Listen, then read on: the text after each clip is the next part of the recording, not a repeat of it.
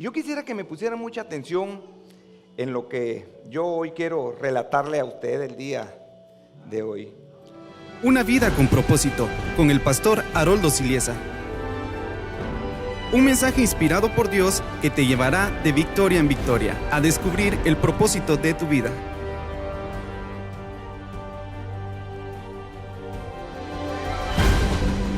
Jesús venció la burla.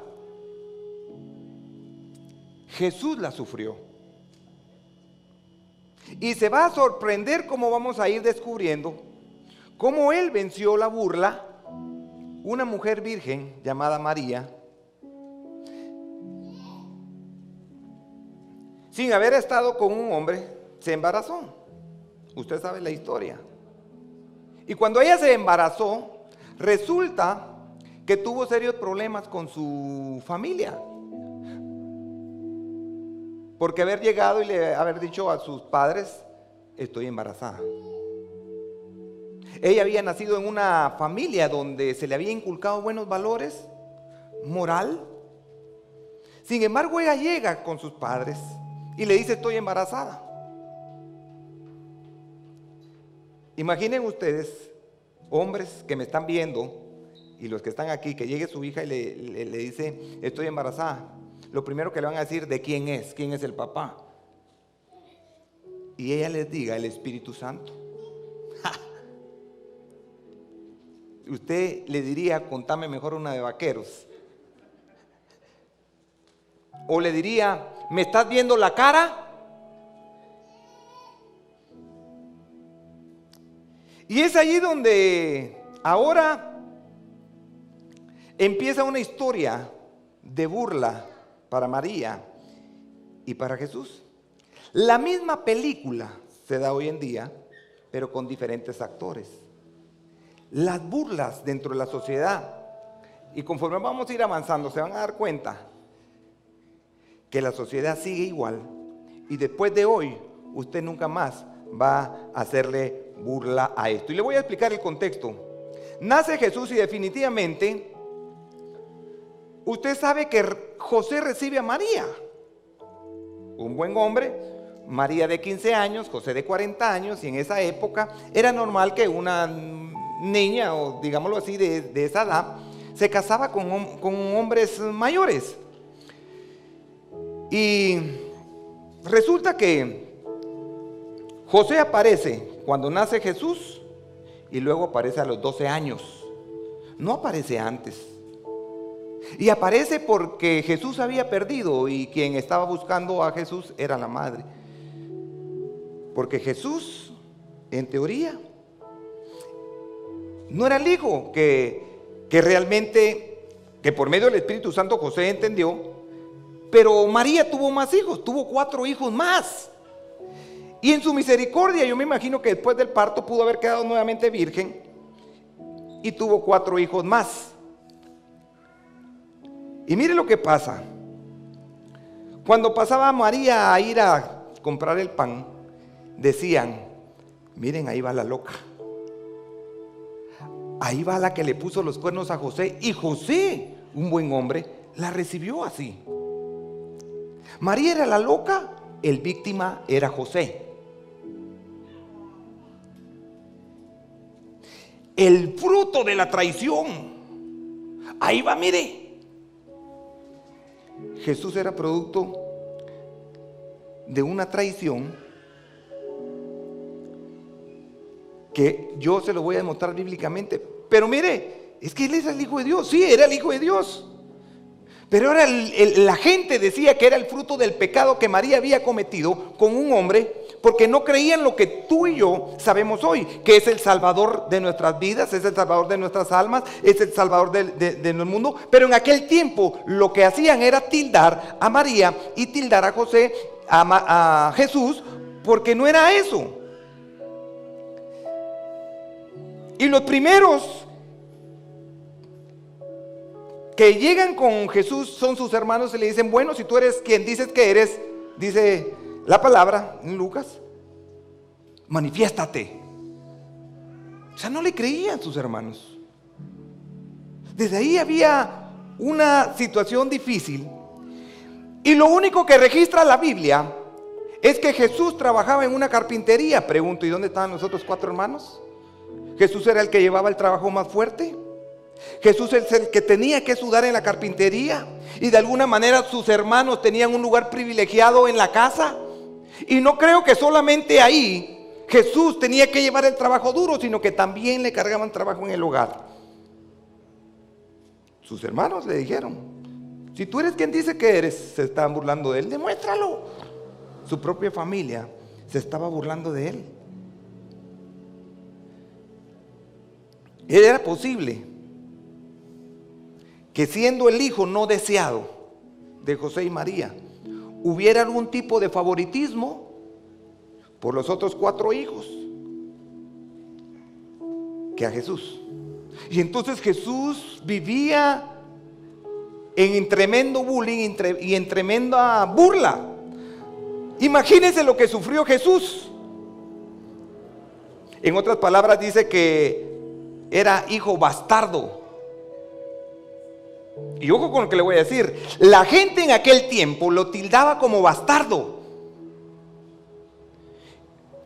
¿Seguro, pastor? Sí. Leamos qué dice Juan 8:39. Y en este versículo hay una discusión con Jesús y los religiosos de aquel tiempo. Y quiero que le pongan mucho ojo a esto. Respondieron y le dijeron: nuestro padre es Abraham. Jesús les dijo: si fueseis hijos de Abraham, las obras de Abraham haríais.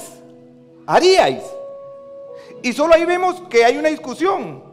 Y Jesús le dice: si son hijos de Abraham, hagan las obras pues. Y sigue diciendo en el 40: pero ahora procuráis matarme a mí, hombre que os he hablado la verdad, la cual he oído de Dios.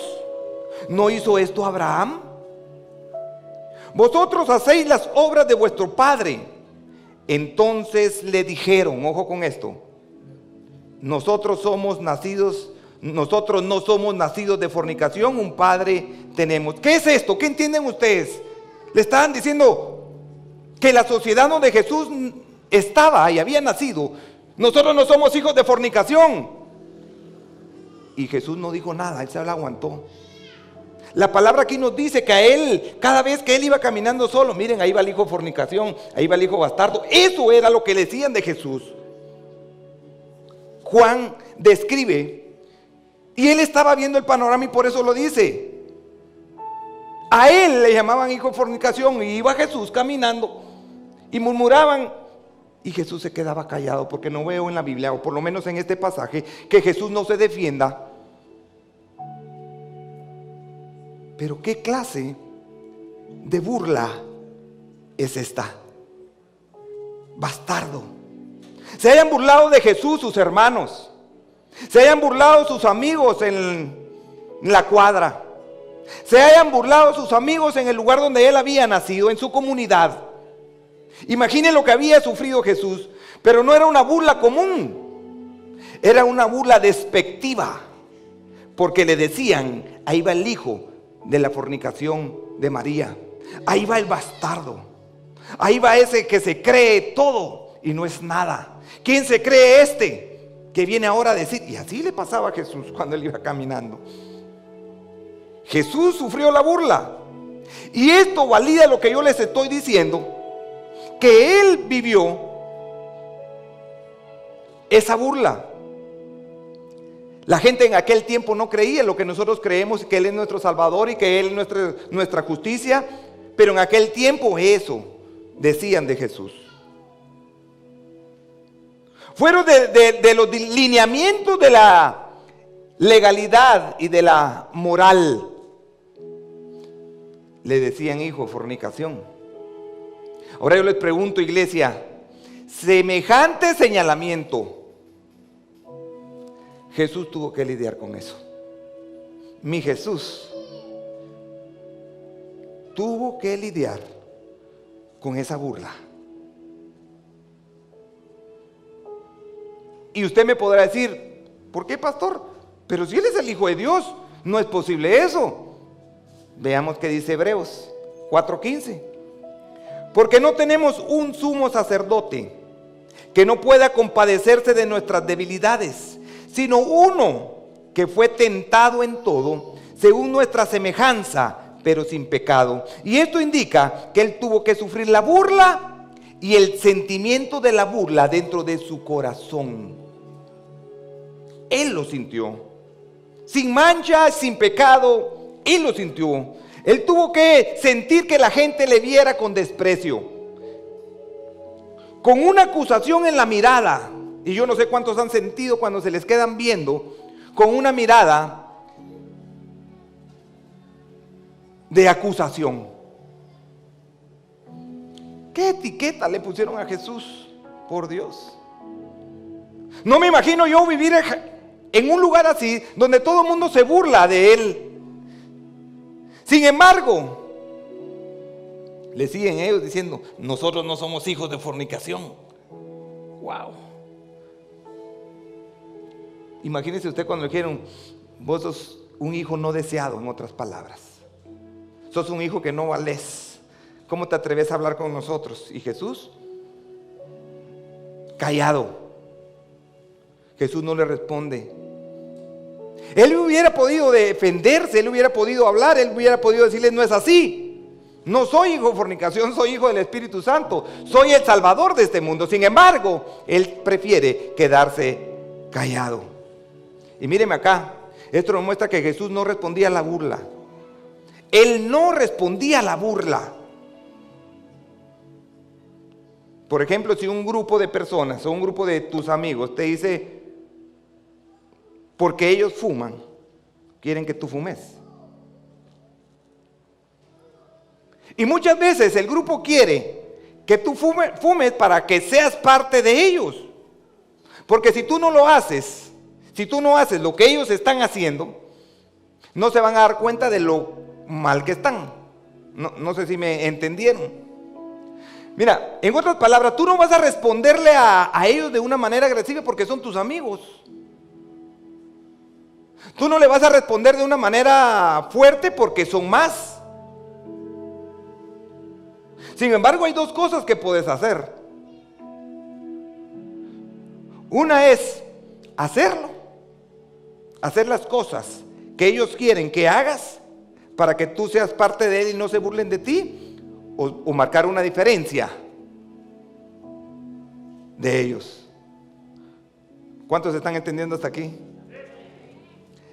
Hay que, y ojo con esto, hay que ser muy superior a la bajeza de poderse burlar de alguien indefenso. Porque todo el que se burla de otro sufre de un síndrome que se llama enanismo espiritual. Yo quiero ser grande, yo quiero ser más grande, aprovechándome y burlándome de aquel que es pequeño. No sé si me entendieron, pero hay enanismo espiritual. Y resulta que este grupo de enanos espirituales que atacan a alguien porque quieren mantener a la gente en una posición inferior, y ellos quieren estar en una posición de valor, en una posición de altura. ¿Por qué? Porque si tú no eres como ellos no sabrán quiénes son. Si tú dices no, a ellos les va a chocar y van a entender en qué están fallando. Y mire, si eres gordito o flaquito, se burlan de ti. Si eres flaco o flaquito, te dicen esqueleto. Si no tienes la belleza en la cara o los ojos de algún tipo de color, se burlan de ti. Y es una burla, lamentablemente, que en la sociedad se da. Porque si eres orejón, se burlan de ti, te dicen Dumbo. Si tenés los dientes grandes, te dicen dientón. Si tenés la nariz grande, ya sabes cómo se dicen. Cabeza de mundo. Está en la sociedad. Es una burla que lamentablemente es una bajeza hacerlo, pero lamentablemente se ha vuelto parte de una sociedad. Y yo creo en el poder de la declaración y el poder de las palabras. Jesús sufrió esto. Y yo creo que hasta aquí todos me van entendiendo. Pero me llama la atención que Jesús nunca respondió a esos ataques y a esas burlas. Nunca se dio algo diferente al propósito que Dios le había marcado en su vida. Así que tú tienes un propósito. Y la mejor forma de poder vencer el bullying es tomado de la mano de Dios. La mejor forma de vencer una sociedad que se ha dedicado a hacer bullying. Y hablando de nación o de país, solo Jesús puede fortalecernos y sacar adelante. Déselo fuerte al Señor. Y mira, no solo Jesús venció, y con esto yo creo que voy a cerrar. No solamente Jesús venció la burla. Conozco a alguien más que venció la burla. Su nombre, Jabes. La mamá de Jabes estaba embarazada y en ese momento que estaba embarazada, ese bebé que estaba en el vientre de la madre se llamaba bebé. Y el bebé va a nacer y el bebé le vamos a poner tal nombre y el bebé se va a llamar así, el bebé va a ser aquí y el bebé va a ser allá. Y a qué emoción de aquella madre al tener en su estómago a un bebé. Pero por cualquier X razón algo pasa. Y lo que pasa es que ella, ese parto o a ese bebé lo tiene con mucho dolor. Y cuando lo tiene con mucho dolor, ella le pone el nombre de Jabes, que significa dolor. ¿Saben ustedes que le llamen dolor? Yo no sé si cómo me sintiera yo que me llamara Dolor Siliésar. Ahí viene el pastor Dolor Siliésar.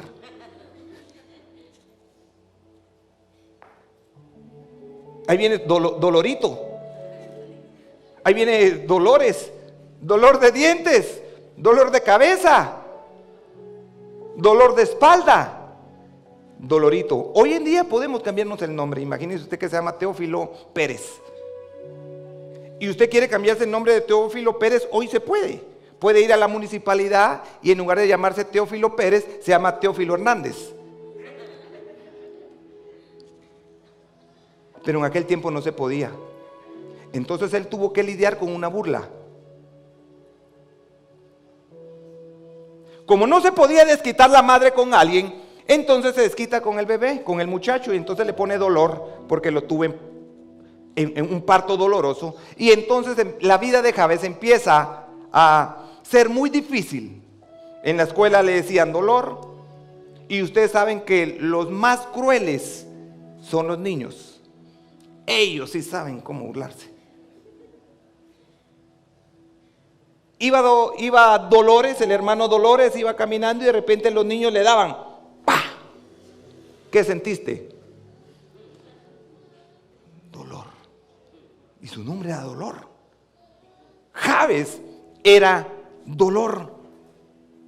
Y en el Antiguo Testamento todos los profetas tenían un nombre profético, algo que hacía que su futuro iba a ser totalmente distinto, algo que iba a cambiar y iba a ser connotable en aquel tiempo. Era así, pero hoy tú te puedes cambiar el nombre. Y mira lo que dice 1 Crónicas 4:9.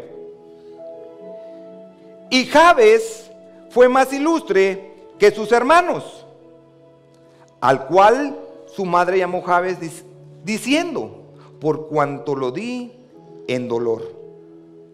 Ahora mírenme acá, los hermanos de Jabes no se llamaron Dolor.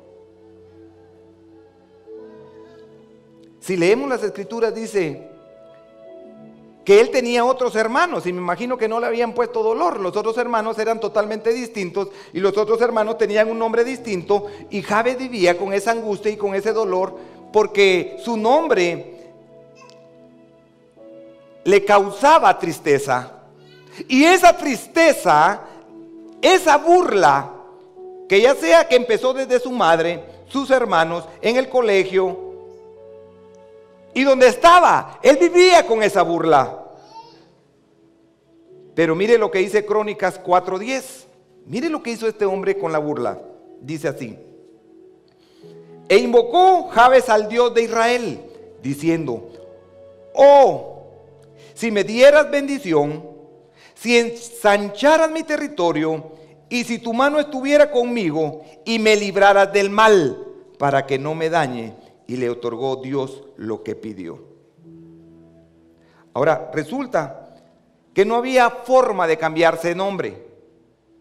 Pero antes, las familias y los patriarcas le contaban toda la historia de lo que había hecho Dios. Abraham, Jacob, Isaac. Abraham, Jacob, Isaac.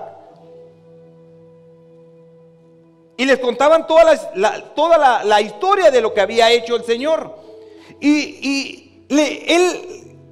recuerda la historia de Jacob. Y dice que él peleó hasta que rayaba el alba con alguien y le cambiaron el nombre y le pusieron Israel. Y él dijo, si pasó en la antigüedad, puede pasar conmigo. Y por eso es que Jabes invoca el nombre y dice, Señor, si me dieras bendición, si ensancharas mi territorio. Y mire lo que pasa ahí. Él sabía algo, que la única manera de que podía salir de esa burla dependía nada más de Dios. Por eso él invoca el nombre de Dios, el Dios de Israel. Él invoca ese nombre y pide algo. Pide 4 cosas. Y dice que le diera bendición y que le ensanchara su territorio. Y cuando estamos hablando de ensanchar territorio, estamos hablando de ensanchar influencia.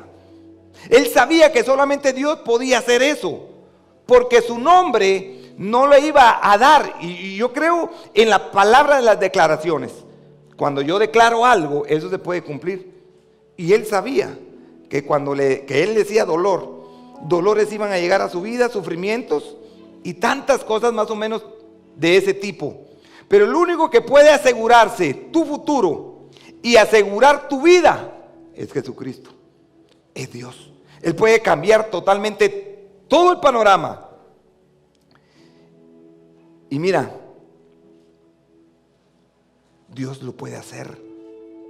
Dios puede cambiarte a ti, a todos. Y quizá tú no tengas un nombre feo, quizá tú no tengas algo que te impida, pero quizás sí puedas tener en tu corazón raíces de amargura por burla, por tus padres, por tus hermanos, por amistades, yo qué sé. Pero ha pasado algo ahí. ¿Y cómo puede una burla delinear la conducta de un ser humano? No entiendo. ¿Cómo puede cambiar la forma o un estilo de vida? ¿Buscas la bendición y la gracia en los hombres? ¿O buscas la gracia y la bendición en un Dios que sí puede cambiar tu futuro y el destino de los tuyos? Dios hace la diferencia entre el grupo que se burla de ti. Totalmente. Dios y tú son mayoría. Dios y tú son mayoría. Pablo decía, si Dios está conmigo, ¿quién contra mí? Si Dios está contigo, ¿quién está contra ti? Pablo lo sabía muy bien. Pero mire cómo lo describe David. Si tu padre y tu madre te dejaran, yo con todo te recogeré. Muchas veces culpamos a padres, a madres, a familias, amigos, y realmente sabemos que tenemos una promesa que Dios no nos va a dejar nunca.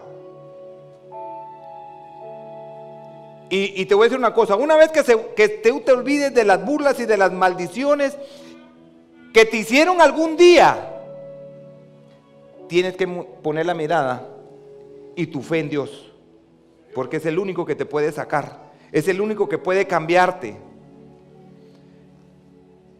Pero hay una condición. Cuando Jabes está pidiendo, ensancha mi territorio, él dice, Señor, bendíceme y ensancha mi territorio. Nunca un ensanchamiento, y ojo con los que le voy a decir, nunca un ensanchamiento comienza afuera, comienza adentro, en el corazón. Nadie puede ver cosas grandes afuera con una mente pequeña. Con un Dios grande es imposible tener un futuro pequeño. ¿Cuántos tienen un Dios grande? ¿Cuántos creen en un futuro poderoso, en un futuro lleno de éxito, en un futuro que Dios no los va a dejar si tienes un Dios grande? Y mira, el ensanchamiento que todo creyente comienza a tener, empieza en el corazón y empieza con una visión. Y ojo con eso, porque digan visionar, así fuerte, digan visionar. Porque mire, todos tienen el derecho a una vida mejor. ¿Usted quiere una vida mejor, sí o no? ¿O está conforme como está? Usted quiere más. Y eso implica ensanchar. Ahora, ojo, nace de adentro un ensanchamiento. Porque Dios te da una visión. Y cuando Dios te da una visión, lo primero que hace el ser humano es a imaginar. Y cuando tú empiezas a imaginar, tu fe empieza a crecer. Porque tú empiezas a imaginar lo que quieres y a dónde quieres llegar. Y ahí empieza a crecer tu fe, pero empieza en tu corazón, llega a tu mente, empiezas a imaginar y tu fe crece. Ahí es donde empieza a crecer tu fe. Cuando empiezas a visionar cosas grandes, piensas e imaginas algo. Porque si yo te digo, ¿cómo crees tu carro? Y cierras tus ojos, lo primero que empiezas a pensar es en el color. Piensas en un carro, imaginas lo mejor. No te imaginas C-A-R-R-O. Te imaginas una imagen de un carro. Y así es el ser humano. Empieza a imaginar. Pero tú y yo somos creativos, pero el diablo es repetitivo. Porque Dios nos creó a su imagen y Dios era creativo. Él es tan creativo que nos pone a imaginar qué es lo que nosotros queremos. Pero el diablo es repetitivo, siempre hace lo mismo. Siempre hace lo mismo. El que vive de los fracasos, solo vive de los recuerdos. ¿Quieres vivir de los recuerdos? Vas a tener un futuro lleno de fracasos. Pero si empiezas a visionar y empiezas a ver más allá de lo que tú anhelas, vas a tener un éxito. Porque aquel que visiona, piensa, en la mañana este será un gran día. El visionario que tiene esa fe de visionar dice, mañana será un buen día. El visionario dice, esta semana va a ser buena. El visionario dice, este mes va a ser bueno. Pero dentro de su corazón empieza a imaginar que toda la semana le va a salir muy bien. ¿Cuántos me están siguiendo? Porque debemos de ser como la luz de la mañana, como la aurora, que va de aumento en aumento, que va de en aumento en aumento. Y nosotros queremos que usted siga creciendo. Por eso nosotros predicamos de fe. Por eso nosotros tenemos el desafío de que usted puede imaginar qué es lo que quiere, pero lo puede tomar dentro y tomado de la mano de Dios. No importa que le digan no podés, mira dónde vivís, nunca has estudiado. No importa, puedes ser un buen negociante, un buen empresario, puedes tener tu empresa. ¿Y sabe qué? Lo que dicen es que yo no tuve papá. Y si tuve papá, mi papá era un papá ausente. Y si tuve papá, mi papá me pegaba. Y es que yo no tuve la oportunidad que otros tienen. Dejémonos, mis queridos amigos, dejémonos de estar culpando a la demás gente. Nosotros con Dios somos más. Con Él nosotros somos más. ¿Cuántos dicen amén? Si Dios con nosotros, ¿quién está contra nosotros? Así que Él vino a la tierra y cumplió a cabalidad, a pesar de la burla que le estaban haciendo. Jesús venció la burla a pesar de todo lo que Él había vivido, desde sus hermanos y desde pequeño. Él recibió una burla. Pero tú y yo tenemos de lado a Jesús. ¿Cuántos dicen amén? Si Jesús está contigo, no llevas las de perder. Yo quiero que te pongas de pie.